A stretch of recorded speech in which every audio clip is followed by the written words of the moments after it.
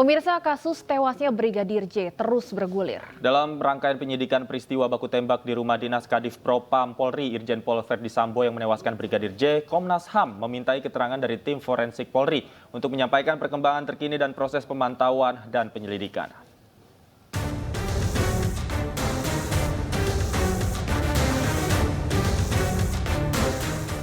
Kasus meninggalnya Brigadir J di rumah Kadif Propam Polri nonaktif Irjen Pol Verdi Sambo di kawasan Duren 3, Jakarta Selatan terus bergulir. Polisi menaikkan kasus laporan dugaan pembunuhan berencana dan penganiayaan yang dilaporkan tim kuasa hukum Brigadir J ke tingkat penyidikan. Selain itu, bukti CCTV yang berada di rumah Irjen Verdi Sambo kini sedang diperiksa di Laboratorium Forensik Polri dan baru akan dibuka ke publik setelah penyidikan selesai. Meninggalnya Brigadir J menyisakan tanya oleh keluarga.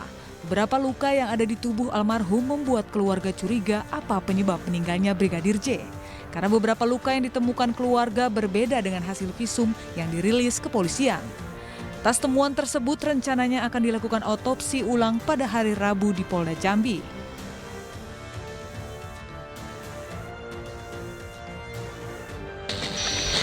Sementara untuk menyampaikan perkembangan terkini proses penyidikan, Komnas HAM meminta tim forensik memberikan keterangan terkait kasus tersebut di kantor Komnas HAM.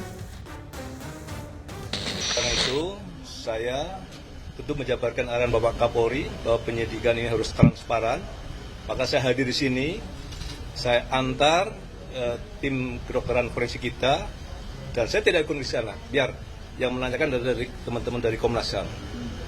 Oleh karena itu, kehadiran saya di sini adalah untuk mengantar sesuai dengan permintaan dari Komnas HAM untuk pemanggilan. Mungkin ada tanya jawab, itu nanti secara teknisnya dari teman-teman dari Komnas HAM yang menanyakan. Saya tidak akan berkomentar karena belum ditanya, kan gitu.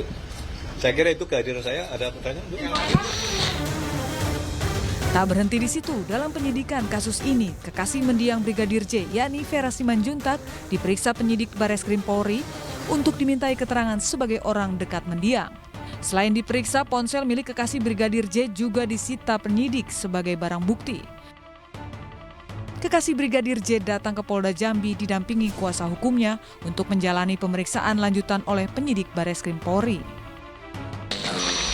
Si orang terdekat dia lah selain keluarga. Jadi di situ diterangkan bagaimana komunikasi terakhir apa saja yang dibicarakan terakhir disebutkan di situ. Ini untuk sebagai petunjuk awal lah untuk membantu polisi dalam mengungkap, karena di situ kan ada yang terakhir berkomunikasi. Sementara itu, Vera Simanjuntak mengaku mengenal mendiang Brigadir J saat dirinya masih menempuh pendidikan di perguruan tinggi yang telah dikenalnya selama 8 tahun. Mbak Vera masih kuliah kan? Ya. Masih semasa kuliah ya? Iya. Awal mula kenalnya? Ya, tetap muka. Tetap muka ya Mbak ya? Katanya mau menikah Mbak Vera sama Brigadir J?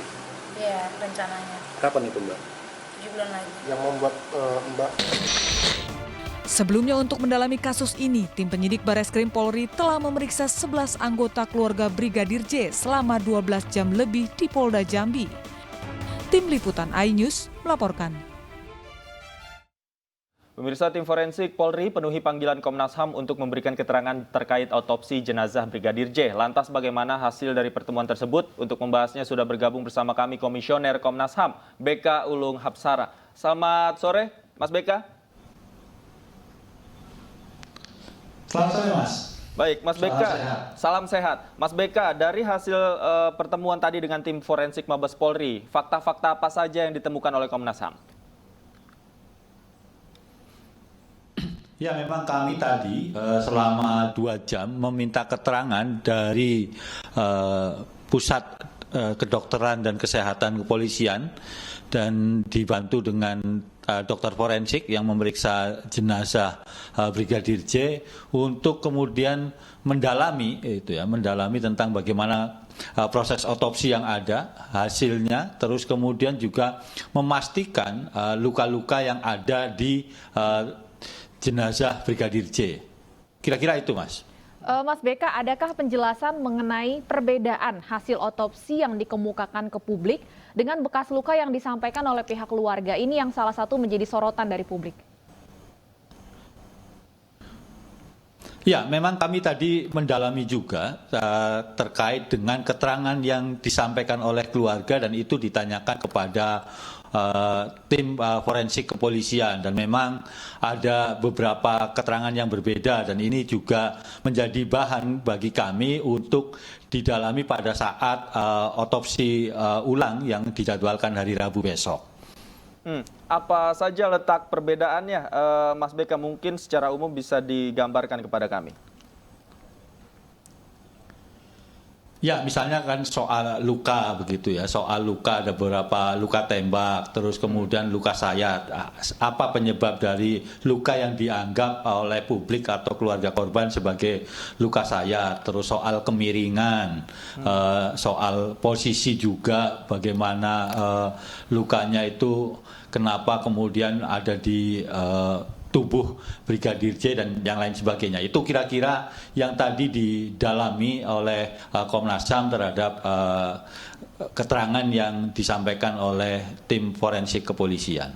Apa kemudian tindak lanjut setelah pemeriksaan dari tim forensik ini, Mas Beka?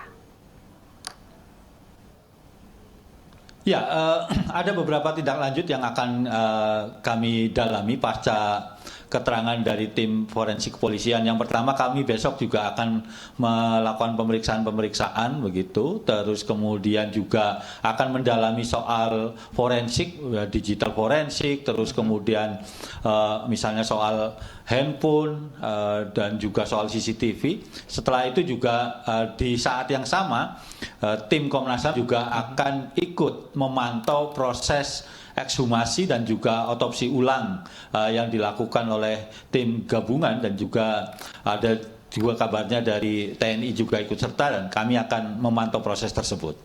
Oke, Mas Beka, terkait dengan keterangan tim forensik yang tadi dijabarkan kepada Komnas HAM, apakah ada hal-hal yang mungkin tidak sinkron dengan data dan fakta yang mungkin sudah sebelumnya dimiliki oleh Komnas HAM? Ya, jadi begini, yang pertama kami sudah menerima keterangan dari keluarga korban atau keluarga Brigadir J. Terus kami juga sudah menerima keterangan tadi dari kepolisian. Nah dua ini kami belum bisa menyimpulkan apakah sinkron atau tidak. Karena nantinya juga akan kami jadikan bahan untuk proses otopsi ulang tersebut. Begitu yang memang dijadwalkan hari Rabu. Jadi kami belum bisa menyimpulkan apakah sinkron atau tidak. Karena kami juga harus didalami lagi dan juga dicocokkan secara fakta fisiknya begitu. Kami kan besok akan memantau proses tersebut, jadi nanti kami akan cek langsung begitu. Ini kan baru keterangan-keterangan didasarkan pada foto, terus kemudian keahlian maupun pengalaman para dokter ketika melakukan forensik. Sementara di sisi yang lain ada juga keterangan dari keluarga korban. Dan itu yang akan jadi dasar bagi kami. Baik, apa saja kemudian bekas luka atau catatan signifikan yang ingin didalami oleh Komnas HAM dalam otopsi ulang yang nantinya akan dipantau juga oleh Komnas HAM? Ya, kan ada info soal luka sayat begitu. Tadi sudah dijelaskan juga seperti apa luka sayat itu. Terus kemudian luka tembak, berapa luka tembaknya, di mana saja letaknya atau posisinya, terus kemiringannya, bagaimana kira-kira ada bekas atau luka yang lain atau tidak. Dan itu yang kita akan jadikan dasar. Baik, kalau terkait dengan pemeriksaan digital forensik dari telepon genggam, kemudian juga dari rekaman CCTV ini, apakah Komnas HAM sudah menerima mungkin ada data awal yang masuk, kemudian informasi awal yang masuk yang bisa dijadikan rujukan nantinya? Iya, kami sudah menerima data dan informasi awal sehingga kami ketika meminta keterangan dari kepolisian akan lebih mudah. Tadi juga dalam sebelum kami meminta keterangan soal forensik, kami juga meminta kembali komitmen dari ketua tim Pak Irwasum begitu supaya menghadirkan tim forensik dari kepolisian dan kebetulan tadi ada juga kepala teknologi informasi dan komunikasi Irjen Slamet yang juga kemudian memastikan kebutuhan-kebutuhan apa saja yang akan dimintakan dari Komnas HAM ketika kami melakukan permintaan keterangan soal digital forensik atau soal forensik lainnya. Mas Beka, artinya dalam otopsi ulang nanti rencananya apakah Komnas HAM hanya sebagai pemantau saja atau akankah ada tim dari forensik Komnas HAM yang ikut melakukan otopsi ulang? Tidak, kami hanya akan memantau prosesnya begitu. Apakah kemudian satu prosesnya itu sudah sesuai standar atau tidak. Terus kemudian soal keterbukaan dan akuntabilitas.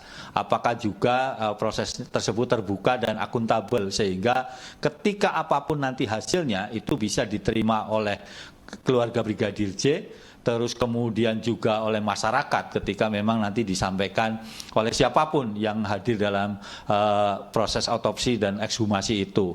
Yang lain juga soal nantinya menjadi bahan bagi Komnas untuk membuktikan begitu informasi dan keterangan yang sudah kami dapatkan sampai hari ini, termasuk tadi yang baru saja diselesai prosesnya. Baik, Mas Beka, selain dari pihak kepolisian mungkin ada pihak lain yang mungkin juga fakta dan informasinya juga didengarkan oleh Komnas HAM atau masih diselidiki oleh Komnas HAM? Ya, tentu saja kami dari awal sudah meminta kepada teman-teman jurnalis bahkan, terus kemudian masyarakat umum yang punya informasi terkait dengan peristiwa yang meninggalnya Brigadir J ini untuk disampaikan ke Komnas, dan itu pasti akan kami tindak lanjuti.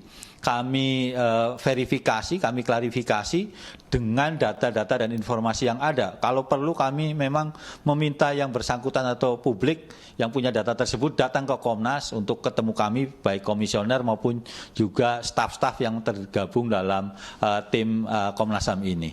Begitu, Mas. Selain terkait bekas luka yang tidak sinkron, apalagi kejanggalan yang saat ini tengah didalami Komnas HAM terkait kasus ini? Ya, yang tadi kan memang khusus soal jenazah, kondisi jenazah Brigadir J, baik ketika diterima oleh Rumah Sakit Polri, terus kemudian apa saja tahapan yang dijalankan oleh dokter forensik di kepolisian, termasuk waktunya, kapan waktunya diterima, kapan mulai proses otopsinya, selesainya jam berapa, dan apa saja komunikasi yang dilakukan oleh tim dokter forensik dengan keluarga misalnya. Itu juga kami dalami semuanya. Jadi ini bukan soal janggal atau tidaknya, tapi memang kami memastikan bahwa informasi-informasi dasar yang memang harus kami dapatkan sebagai bahan untuk pemantauan penyelidikan kami didapat, begitu. Termasuk juga yang lain adalah misalnya pertanyaan-pertanyaan publik, begitu. Ada beberapa pertanyaan publik yang juga kami sampaikan, misalnya soal waktu, begitu. Terus soal prosesnya, terus yang lain adalah soal luka-luka. Itu kami tanyakan semua sehingga prosesnya tadi ya cukup lama, 2 jam begitu. Dan terima kasih juga kepada teman-teman kepolisian yang sudah terbuka begitu sampai detail menceritakan prosesnya termasuk hasilnya begitu. Oke, Mas Beka, terakhir, selain nanti ikut serta dalam proses ekshumasi, kira-kira apalagi tahapan yang akan dilakukan oleh Komnas HAM sebelum akhirnya bisa menyimpulkan terkait penembakan atau kronologis penembakan terhadap Brigadir J nanti? Ya, kami nantinya pasti setelah proses ekshumasi atau otopsi ulang, terus juga akan meminta keterangan pada Irjen Verdi Sambo, terus kemudian istrinya, sehingga langsung kepada memang pihak-pihak yang terlibat, gitu ya, terlibat atau kemudian ada di tempat kejadian peristiwa pada saat kejadian itu ada, gitu. Jadi ini prosesnya kami percepat begitu, kami percepat prosesnya. Besok ada pemeriksaan, terus hari Rabu juga ada permintaan keterangan, terus selain ada otopsi ulang dan ekshumasi, setelah itu juga akan dilanjutkan dengan permintaan keterangan dari pihak-pihak yang juga ada di peristiwa tersebut, termasuk juga Irjen Verdi Sambo dan istrinya. Baik, kami akan terus tunggu tentunya. Kami harapkan Komnas HAM bisa memberikan titik terang kepada publik terkait kasus ini. Terima kasih Mas Beka Ulung Hapsara, Komisioner Komnas HAM, sudah bergabung bersama kami di iNews Sore.